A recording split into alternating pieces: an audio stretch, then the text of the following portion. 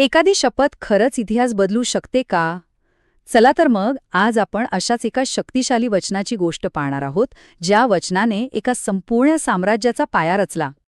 बरोबर, हाच तो प्रश्न आहे जो आपल्याला थेट घेऊन जातो त्या काळात, जेव्हा एका तरुण राजानं एक धाडसी निर्णय घेतला. चला, ही गोष्ट अगदी सुरुवातीपासून समजून घेऊया. बघा, प्रत्येक मोठ्या क्रांतीची सुरुवात कुठून होते? एका स्वप्नातून. आणि ही गोष्ट आहे तरुण शिवाजी महाराजांच्या मनात रुजलेल्या स्वराज्याच्या त्याच स्वप्नाची. जरा डोळ्यासमोर आणा ते दृश्य. रायरेश्वराचं ते घनदाट निर्जन मंदिर. तिथे जमले होते तरुण शिवाजी महाराज आणि त्यांचे जिवलग विश्वासू मावळे. त्यांच्या तरुण डोळ्यांमध्ये भीतीचा लवलेशही नव्हता, होती फक्त एका विराट संकल्पाची आग. आणि मग त्या शांत वातावरणात शिवाजी महाराजांचे शब्द घुमले. ही तर देवाची इच्छा आहे की हे राज्य हिंदवी स्वराज्य व्हावं. आपण सगळ्यांनी त्यासाठी झटलं पाहिजे.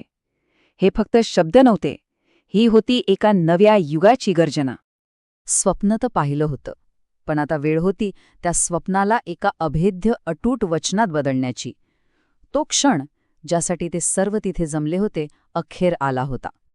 त्या मंदिरातील साक्षात भगवान शंकर साक्षी होते आणि शिवाजी महाराजांचा प्रत्येक शब्दाने तिथल्या मावळ्यांच्या मनात, नाही त्यांच्या रक्तात, जणू एक आगच पेटवली.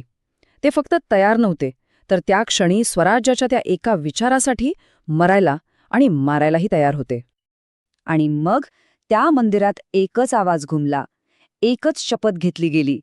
स्वराज्याच्या स्थापनेसाठी आम्ही आमचे प्राण, आमचं सर्वस्व अर्पण करतो. ह्या एका वचनाने त्या सगळ्यांचं नशीब एकमेकांशी कायमचं अटूटपणे जोडलं गेलं.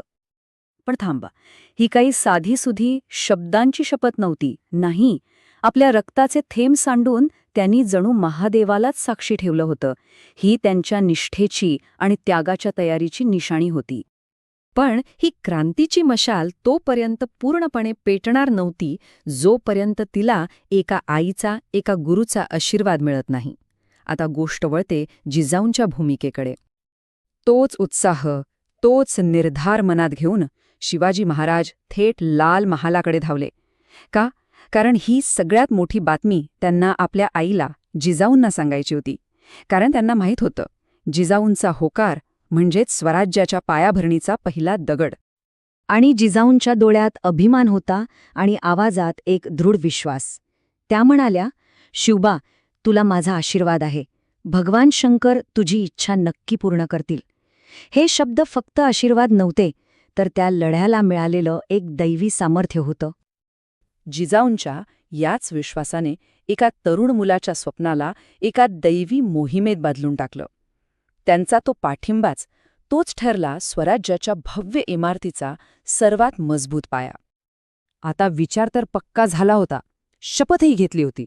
पण ह्या नव्या विचारधारेला एका ओळखीची, एका प्रतीकाची गरज होती. आणि ते प्रतीक होतं राजमुद्रा. अगदी बरोबर, या वचनाला, या भव्य स्वप्नाला आता एका ठोस स्वरूपाची गरज होती. एक अशी अधिकृत मुद्रा, एक असा शिक्का जो स्वराज्याचं तत्वज्ञान काय आहे हे अख्ख्या जगाला ओरडून सांगेल. तर मग काय होती ही राजमुद्रा? म्हणजे ती फक्त एका राजाच्या सत्तेची निशाणी होती का? अजिबात नाही. ती होती रयतेच्या कल्याणाची, लोकांच्या भल्याची हमी. आता विचार करा, त्या काळात जिथे सत्ता म्हणजे फक्त राजाचा अधिकार आणि त्याची मर्जी, तिथे लोकांच्या कल्याणाचा विचार करणं हीच केवढी मोठी क्रांती होती. आणि त्या मुद्रेवर कोरलेला प्रत्येक शब्द म्हणजे जणू स्वराज्याचा जाहीरनामाच होता. काय म्हणते ही मुद्रा? प्रतिपदेच्या चंद्रकलेप्रमाणे वाढणारी, म्हणजे सतत प्रगती करणारी. जगाने वंदन केलेली, म्हणजे सगळ्या जगाने जिचा आदर करावा अशी. लोकांच्या कल्याणासाठी झटणारी, म्हणजे हिचा उद्देशच लोकांचे भलं करणं आहे. हीच होती स्वराज्याची खरी ओळख. आणि हा फरक जेव्हा आपण पाहतो ना, तेव्हा स्वराज्याचा विचार किती क्रांतिकारक होता हे आपल्या लक्षात येतं. बघा, एका बाजूला इतर सत्ताधीशांच्या मुद्रा, त्या होत्या फारसी भाषेत, परकीय भाषेत, आणि त्यांचं लक्ष कशावर होतं? स्वतःच्या गौरवावर. तर दुसऱ्या बाजूला महाराजांची मुद्रा, ती होती संस्कृतमध्ये, आपल्या मातीच्या, आपल्या लोकांच्या भाषेत. आणि तिचा केंद्रबिंदू कोण होता? राजा नाही, तर प्रजा, प्रजेचं कल्याण. म्हणजे हा फक्त भाषेचा किंवा शब्दांचा फरक नव्हता, हे तर संपूर्ण व्यवस्थेला दिलेलं एक धाडसी आवाहन होतं. त्यामुळेच ही राजमुद्रा म्हणजे फक्त एक सरकारी शिक्का नव्हता. हा होता एका नव्या विचारसरणीचा जाहीरनामा. रायरेश्वराच्या मंदिरात जी शपथ घेतली होती ना, त्या शपथेचं हे मूर्त, जिवंत स्वरूप होतं. तर मग आता आपणच विचार करूया, ही राजमुद्रा फक्त एक शिक्का होती की एका नव्या, लोकाभिमुख विचाराची सुरुवात होती? हा प्रश्नच आपल्याला शिवाजी महाराजांची दूरदृष्टी आणि त्या एका शपथेने घडवलेल्या अतुलनीय इतिहासाची पुन्हा एकदा आठवण करून देतो.